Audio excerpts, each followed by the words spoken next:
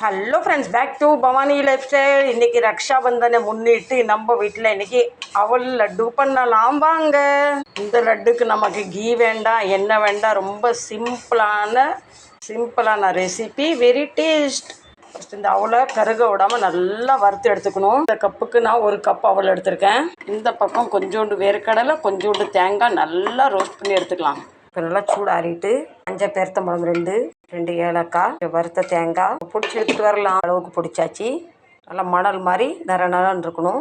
துள்ளி எடுத்து வேர்க்கடலை 1-2 வறுத்து அரைச்சிக்கலாம். வேர்க்கடலை போட்ட பிறகு ஒரு பல்ஸ் மட்டும்தான் விடணும். இப்படி வரணும் பாருங்கள்.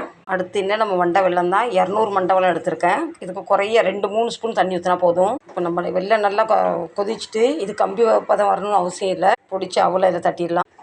தண்ணி பதமாக இருக்கும், ஆனால் கிண்ட ட்ரை ஆயிரும். நல்லா சூடாகிட்டு வாங்க லட்டு பிடிச்சிடலாம். ஃப்ரெண்ட்ஸ், நம்ம ரப்பர் லட்டு ரெடி ஆகிட்டு வாங்கலன்னு நீங்களும் ஒன்று எடுத்து